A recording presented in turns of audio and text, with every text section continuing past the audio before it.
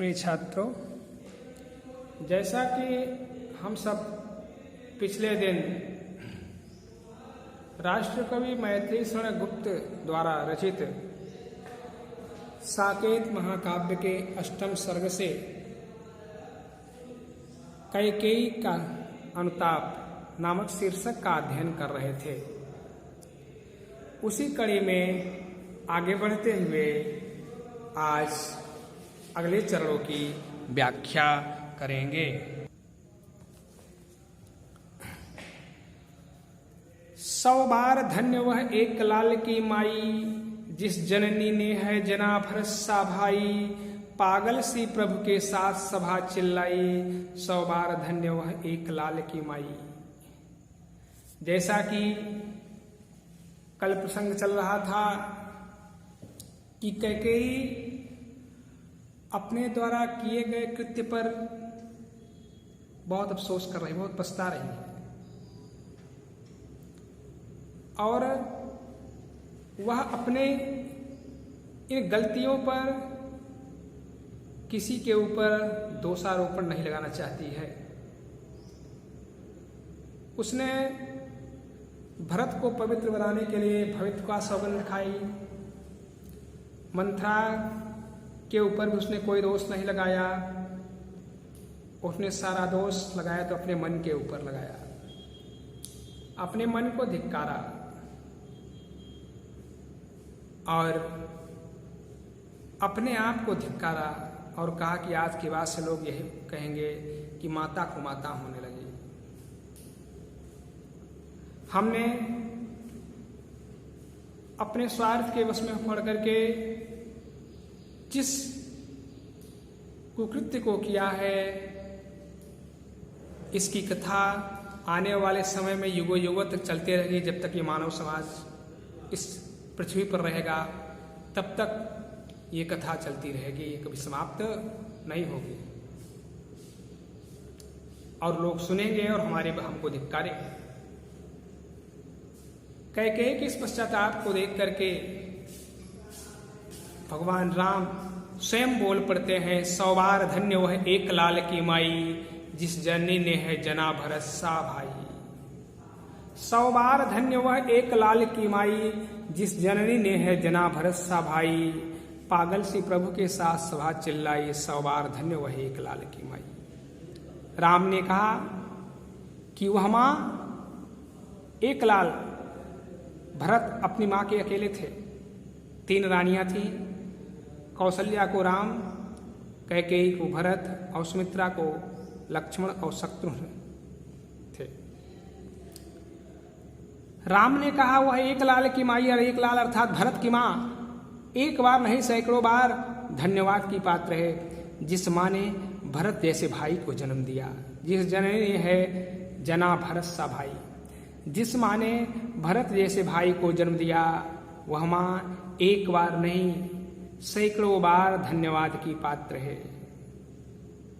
कैकेयी के पश्चाताप को सुनकर के राम के साथ स्वर में स्वर मिलाते हुए पागल सी प्रभु के साथ सभा चिल्लाई, सौ बार धन्य वह एक लाल की माई।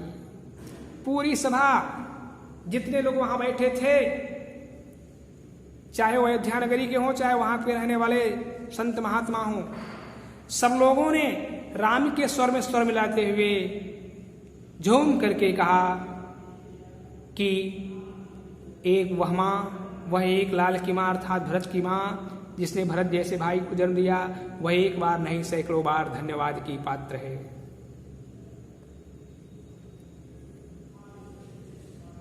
इस राम की इस मधुर आवाज को सुनकर के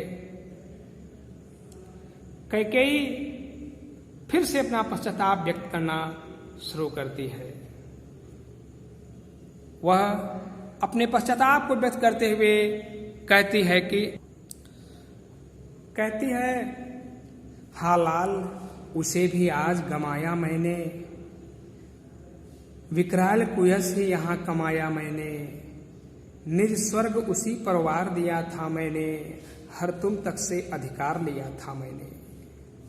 पर कहा कि पर वही आज यह दीन हुआ रोता है, संकित सबसे धृत हरण तुल्य होता है। श्रीखंड आज अंगार चंड है मेरा, तो इससे बढ़कर कौन दंड है मेरा। कैकेयी अपने पश्चाताप को व्यक्त करते हुए कह रही है, जैसे ही राम ने कहा या राम के सुर में सुर मिलाते हुए पूरी नगरी पूरा समाज ने कहा कि वह माँ जिसने भरत जैसे भाई को जन्म दिया, एक बार नहीं सैकड़ों बार वह धन्यवाद की पात्र है। कैकेयी ने कहा फिर हालाल उसे भी आज गमाया मैंने। वास्तव में भरत जैसे पुत्र को मैंने जन्म दिया है, लेकिन उससे मैं संसार में जिस यश को प्राप्त करती, आज हमने ऐसा काम कर दिया कि उस यश को समाप्त कर दिया।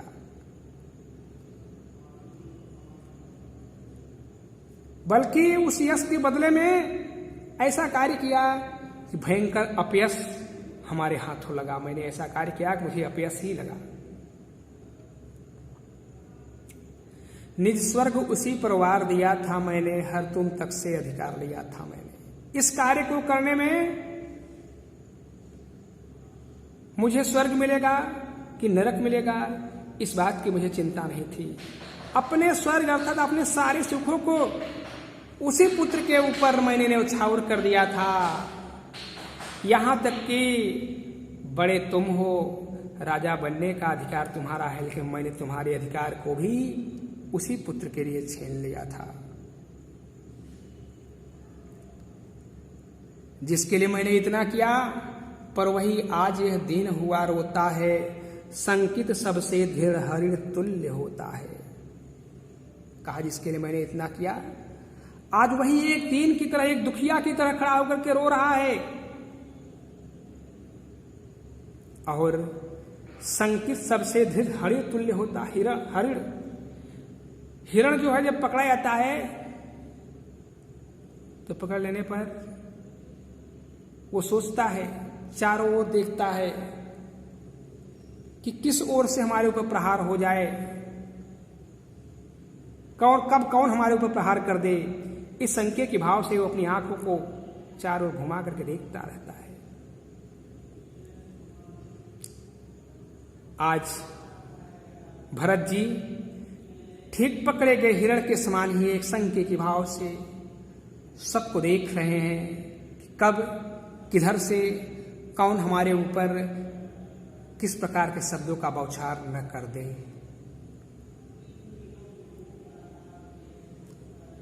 श्रीखंड आज अंगार चंड है मेरा, तो इससे बढ़कर कौन दंड है मेरा। श्रीखंड यानी चंदन, चंदन के समान शीतलता प्रदान करने वाला मेरा पुत्र ही आज अंगार प्रखंड अंगारे की तरह मुझे जला रहा है, मुझे पीड़ा पहुंचा रहा है, कष्ट पहुंचा रहा है। अब आप ही बताइए कि मेरे द्वारा किए गए इस कुकृत्य के बदले में इससे बढ़कर के मुझे और कौन सा दंड दिया जा सकता है।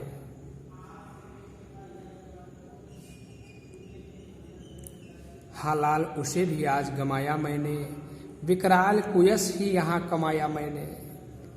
कैकेयी जैसे ही राम ने कहा कि वह हमारा 100 बार धन्यवाद की पात्र है, कैकेयी फिर बोल पड़ती है कि हाँ धन्यवाद की पात्र थी, लेकिन हमने ऐसा कुकृत्य कर दिया कि उससे आज सब कुछ समाप्त कर दिया। सारे यश को उससे जो मुझे यश मिलता, जो मेरी कीर्ति फैलती, मैंने सारे अपने कीर्ति को अपने आप समाप्त कर दिया और उस कीर्ति के बदले में अपकीर्ति को कमाया, भयंकर अपयश को कमा लिया। मैंने अपने लिए ऊपर कलंक लगा लिया। निज स्वर्ग उसी पर वार दिया था मैंने, हर तुम तक से अधिकार लिया था मैंने। इस कृत्य को करने में मुझे स्वर्ग मिलेगा या नरक मिलेगा, इसकी मुझे परवाह नहीं थी। अपने सारे सुखों को अपने उसी पुत्र के ऊपर न्यौछावर कर दिया था। यहां तक कि तुम बड़े हो, राजा बनने का अधिकार तुम्हारा है, लेकिन हमने तुम्हारे अधिकार को भी छीन लिया, पर वही आज यह दीन हुआ रोता है, संकित सबसे धृत हर तुल्य होता है। लेकिन जिसके लिए मैंने इतना किया, आज वही मेरा पुत्र एक दीन की तरह, एक दुखिया की तरह खड़ा होकर के रो रहा है और एक पकड़े गए हिरण के समान एक संके की भाव से सबको देख रहा है, क्योंकि वो भयभीत है कि किस ओर से किसके द्वारा हमारे ऊपर शब्दों की बौछार न कर दिया जाए, वार न कर दिया जाए शब्दों का।